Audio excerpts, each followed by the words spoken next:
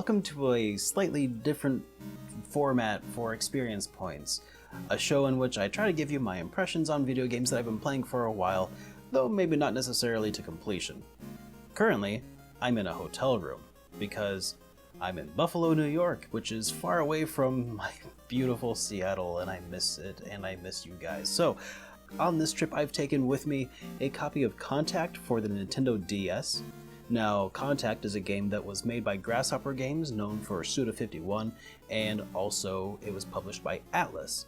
And it's a pretty fun game, and I wanted to talk to you guys a little bit about it. Contact is a kind of an interesting game. It takes place with a professor in a spaceship crash landing on a planet next to a guy named Terry. And he brings Terry aboard because he's being pursued by basically space pirates who are after his fuel cells. And anyway, when he crash lands though, his fuel cells get scattered all across the world. So you are not Terry in this game, which is kind of interesting. You are yourself, and Terry is the character on the screen that you kind of control, and then the professor is kind of an interesting intermediary between the two parties. It's kind of a strange dynamic.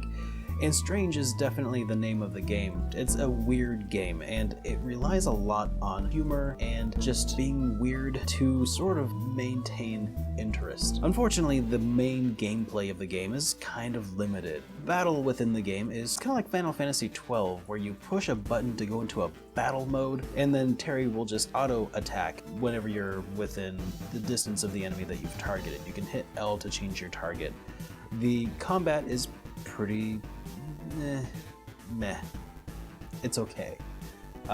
Essentially, you have several different outfits that can change your stats. You get a plethora of weapons to choose from, including things like knives and swords, or bats and bows, or knuckles like steel knuckles, brass knuckles, that sort of thing.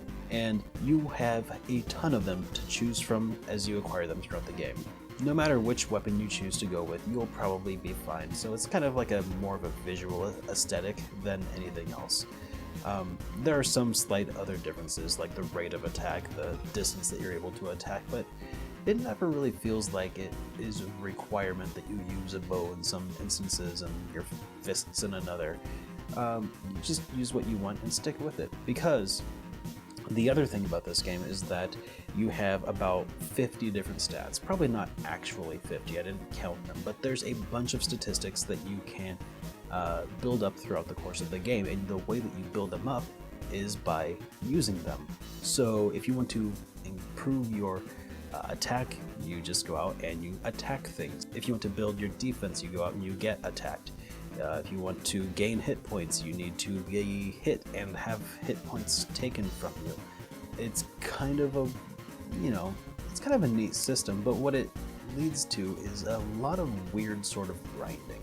Oftentimes the kind of grinding that you need to do in this game, it's not very fun, because you're not actually engaged. You're hitting the attack mode button, getting close to the enemy, and then Terry has all the fun when he attacks the enemy, and then you reap the rewards. But aside from that, is Contact a fun game to play? I'm kind of on the fence about that. I don't know if I would say that it's fun to play, but it's definitely interesting. And the humor that the game provides definitely helps make a more compelling argument for the game. And I found that the game either definitely was trying to pay homage to Earthbound, or the localizers were definitely trying to pay homage to Earthbound, because there's definitely little things here and there that are pretty interesting. Like the beginning of the game, it asks you what your favorite hobby is. It asks you what the player's name is. It asks you what your favorite food is. It does that sort of thing. Later on, random NPC references, he's missing a contact lens. Oh, wait, there it is. It's in my eye. And also later on, the guy's like, another NPC says something about a band, and the lyrics were blue, blue, blue, blue, blue. Now, was that intentional by Suda51 and Grasshopper Games when they made the game? Or was that done by the localizers who were like, hey, this is kind of a quirky game. I bet it'd be extra quirky if we just threw in some references to Earthbound. I don't know. And maybe we won't know.